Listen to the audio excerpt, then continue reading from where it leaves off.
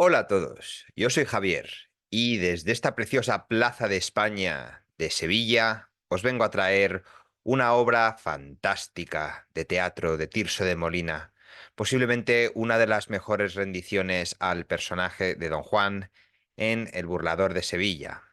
Aparte, a mí me gusta mucho esta obra porque el protagonista tiene una arrogancia tremenda y hay varias instancias en las que se le recomienda cambiar de estilo de vida, pero él sigue con su orgullo hasta que al final pide súplicas antes de su desenlace fatal. No quiero spoilearos la obra, con permiso de utilizar anglicismos en este canal, pero espero que os guste mucho este resumen, que os suscribáis al canal, que le deis like al vídeo y lo compartáis con vuestros compañeros de clase o con otros apasionados de la literatura. Antes de empezar, conviene reseñar que os he dejado, como siempre, una diapositiva explicativa de cada una de las tres partes, tres actos en los que se divide esta obra. Y ahora, sin más preámbulo, comencemos.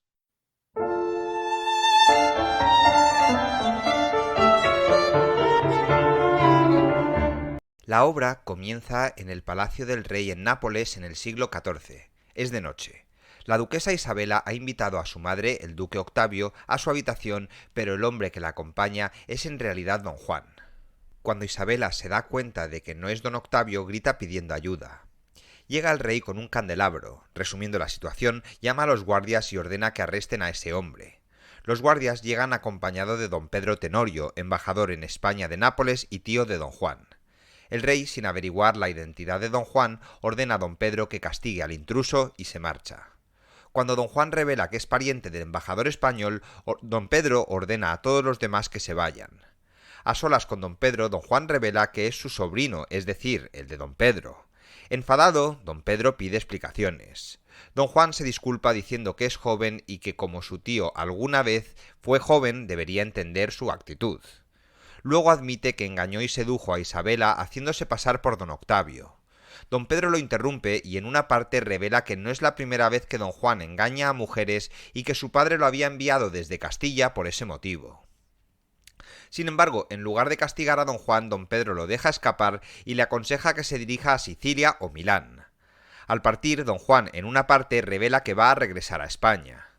Sigue una conversación entre don Pedro y el rey en la que don Pedro miente diciendo que don Juan escapó por un balcón defendiéndose valientemente de los guardias. Completó la mentira añadiendo que la mujer engañada era Isabela y que fue seducida por el duque Octavio. El rey manda llamar a Isabela y la acusa de profanar el palacio con sus acciones. Luego ordena que la encarcelen sin permitirle dar explicaciones ni defenderse. Al mismo tiempo manda arrestar a don Octavio. Don Pedro llega para aprehender a Octavio. Vuelve a mentir diciéndole a Octavio que el rey había visto a Isabela en brazos de algún hombre y que Isabela le había confesado que fue él. Octavio, quien la había seducido prometiéndole casarse. El desconcertado Octavio cree que Isabela lo ha traicionado, pero con la connivencia de don Pedro escapa y se dirige a España. Nos desplazamos hasta la costa de España, cerca de la localidad de Tarragona.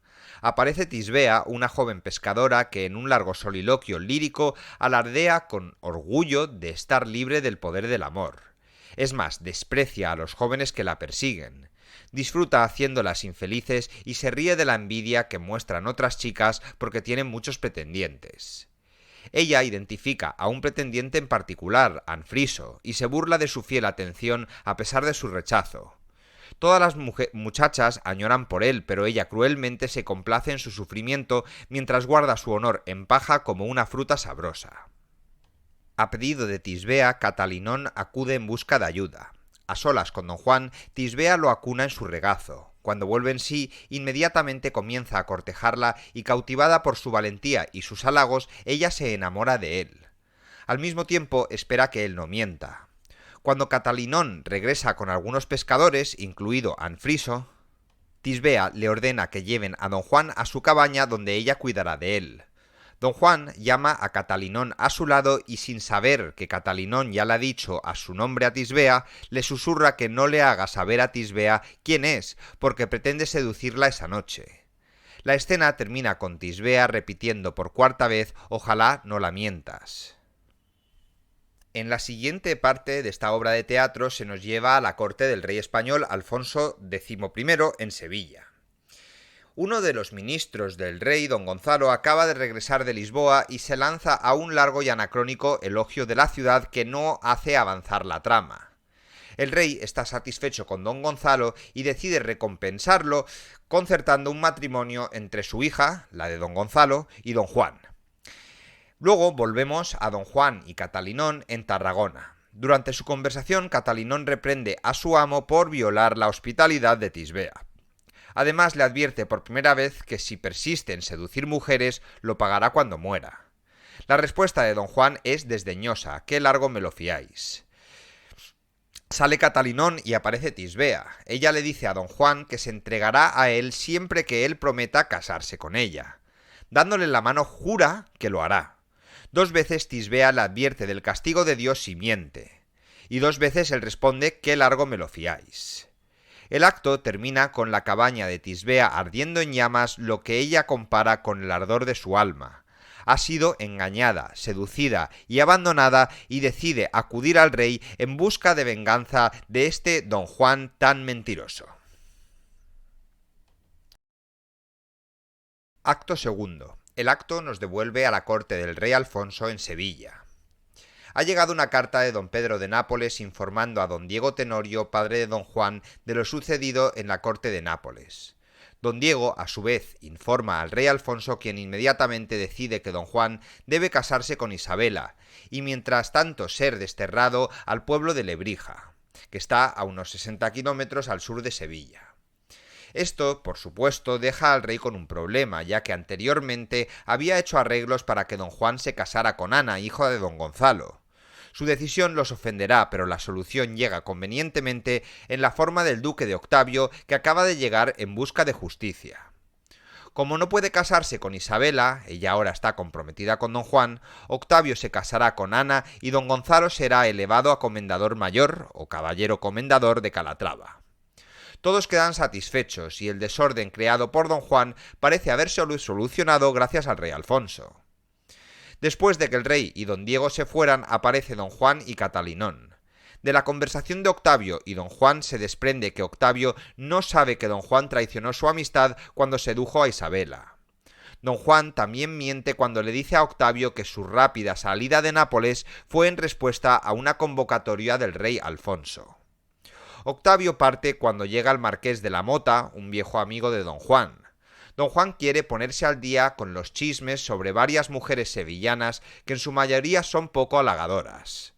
Tras un breve comentario sobre las últimas burlas, el marqués confiesa que se siente atraído por la recién llegada doña Ana proveniente de Lisboa. Él es consciente de que el rey ha arreglado su matrimonio, pero no sabe con quién. Ella parece favorecerlo e incluso le escribe, añade el marqués. Don Juan anima al marqués a escribirle como respuesta y engañarla. Debidamente animado, el marqués se marcha seguido de Catalinón. En ese momento, una dama susurra algo a don Juan a través de la reja de una ventana y, creyendo que es amigo del marqués, le entrega una carta. Esto inmediatamente le brinda a don Juan la oportunidad de realizar otro truco. Dice: «Me conocen en Sevilla como el embaucador y mi mayor placer es engañar a una mujer y dejarla sin honor», se jacta diciendo esto. Abre la carta, es de doña Ana. En él culpa a su padre por haberle casado en secreto, en realidad fue el rey, y sugiere una cita con el marqués esa misma tarde a las 23 horas.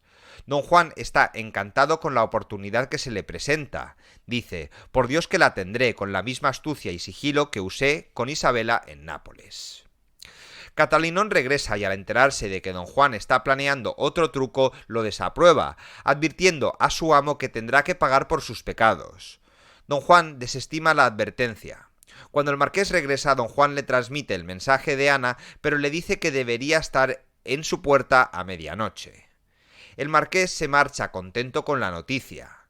Aparece don Diego y le transmite la orden de que el rey dice que don Juan debe salir de Sevilla rumbo a Lebrija. Al mismo tiempo reprende el comportamiento de su hijo, llamándolo incluso traidor, quien Dios castigará cuando muera. Don Juan vuelve a desestimar la advertencia con: «Tan largo me lo fiáis, aún queda tiempo». Después de la partida de don Diego, don Juan se prepara para el siguiente truco, es decir, la seducción de doña Ana, que será realmente famoso y le dará una reputación de ser un desvirgador de todas las muchachas que parece que están en esta historia. La conversación que sigue entre don Juan y el marqués es bastante complicada, pero lo esencial es que el marqués tenía planeado otro truco para esa noche. Pero al saber que doña Ana lo espera a medianoche, le da a don Juan la oportunidad de realizar el truco. Para facilitarle las cosas a don Juan, el marqués le regala su capa, para que la dama en cuestión crea que su visitante es el marqués. Esto es perfecto para don Juan, que ahora se dirige a casa de Ana a las 11 con la capa del marqués. Don Juan logra entrar en la casa de doña Ana, pero al descubrir que su visitante no es el marqués, Ana grita. Don Gonzalo irrumpe y se enfrenta a don Juan. En la pelea de espadas que siguió, don Juan mata a don Gonzalo. Mientras don Gonzalo y Catalinón huyen, llega el marqués. Don Juan devuelve su capa al marqués y lo deja implicado en el crimen. El rey ordena arrestar al desconcertado marqués mientras doña Ana está bajo la protección de la reina. Una boda campestre en el pueblo de Dos Hermanas es interrumpida por don Juan en su camino al exilio en Lebrija. El novio, Batricio, inmediatamente expresa un presentimiento ante la presencia de don Juan, especialmente cuando don Juan se sienta junto a la novia, Aminta. Dice: un noble en mi boda es un mal augurio. Acto tercero. La acción avanza rápidamente en este acto. Se abren Dos Hermanas con Batricio, solo reafirmando que la presencia de don Juan es de mal augurio. Don Juan interrumpe los pensamientos de Batricio informándole que Aminta le ha enviado a él, don Juan, una carta pidiéndole que vaya a verla. Termina amenazando con matar a Batricio si se opone. La carta es mentira, por supuesto. Pero Batricio acepta las palabras de don Juan sin cuestionarlo, prefiriendo criticar a las mujeres como malas para el honor de los hombres cuando se convierten en objeto de chismes. Deja a don Juan, quien anticipa seducir a Aminta esa noche y ha preparado el camino hablando con el padre de Aminta, Gaseno. Mientras tanto, Aminta, confundida, le confía a su amiga Belisa que no puede entender por qué Batricio está tan abatido. Después de negociar exitosamente con Gaseno, don Juan se jacta ante Catalinón que la seducción de Aminta será la mejor de todas hasta el momento de la obra, y desestima la advertencia de su sirviente. Después de todo, su padre, añade, es el favorito del rey y está a cargo de administrar la justicia. Así que no tiene nada de lo que preocuparse por todas estas razones. También ha decidido que no irá a Lebrija, sino que regresará a Sevilla, desobedeciendo así la orden del rey. Es de noche cuando don Juan entra en la habitación de Aminta y le declara su amor y su determinación de casarse con ella, sin importar cualquier objeción que su padre o el rey puedan plantear. Aminta objeta preguntándose si está mintiendo. Don Juan toma su mano y la jura. También pide a Dios que lo mate a manos de un hombre muerto si traiciona la palabra, pero al mismo tiempo, en una parte, pide a Dios que no permita que ningún hombre vivo lo mate. Aminta entonces se entrega a él. La siguiente escena cambia a Tarragona, donde Isabela ha desembarcado de camino a Sevilla para casarse con don Juan, según orden del rey Alfonso. Ella y su sirviente Fabio ven una pescadora llorando. Es Tisbea quien revela su seducción y abandono por parte de don Juan. Esta noticia enfurece a Isabela, quien ahora busca vengarse de don Juan en lugar de casarse. Invita a Tisbea que la acompañe a Sevilla. De regreso a Sevilla, don Juan y Catalinón han entrado en una iglesia. Catalinón le informa que Octavio y el marqués se han enterado de sus engaños y que Isabela está de camino y que Aminta se cree noble, añadiendo a su nombre el título de doña. El pasado está alcanzando a don Juan. En la iglesia, don Juan y Catalinón se topan con la estatua de Gonzalo. En la tumba están inscritas las palabras: «Aquí yace el más leal caballero del Señor, esperando vengarse de un traidor». Don Juan se burla de la estatua y la invita a cenar y busca su venganza esa noche en la posada donde se hospeda. En la posada, los sirvientes preparan una mesa para don Juan, se oye un golpe en la puerta, se abre un Catalinón temeroso y entra la estatua de don Gonzalo. Ha aceptado la invitación de don Juan a cenar. Catalinón y los sirvientes están aterrorizados, pero don Juan no tiene miedo. Después de que los sirvientes y Catalinón se fueran, don Juan le pregunta a la estatua que qué quiere. Sea lo que sea, cumplirá su palabra de caballero. A petición de la estatua, don Juan le da la mano y acepta su invitación a cenar con él en la iglesia de la noche siguiente. Cuando la estatua desaparece, don Juan se estremece de miedo, pero luego racionaliza que todo está en su imaginación y que no debe temer a los muertos. Mientras tanto, el rey y don Diego discuten las últimas complicaciones relacionadas con don Juan. El rey decreta que Isabela debe casarse con don Juan a pesar de su objeción. Para apaciguarla, don Juan se convertirá en conde de Lebrija para que, aunque haya perdido un duque, Octavio, haya ganado un conde. Además, el rey ha accedido a la petición de doña Ana de casarse con el marqués en lugar de con Octavio, como era el acuerdo al comienzo del acto segundo. El perdedor es Octavio, que ahora se queda sin novia. En ese momento llega Octavio enfadado y empeñado en batirse en duelo con don Juan. Don Diego intenta intervenir e incluso desenvaina su espada, lo cual resulta totalmente inaceptable en presencia del rey. El rey calma la situación recordándole a don Diego que don Juan es su chambelán, es decir, el del rey, y por lo tanto su responsabilidad. Él y don Diego se marchan dejando a Octavio con la promesa de que al día siguiente se harán los preparativos para su matrimonio, pero sin identificar a la futura novia.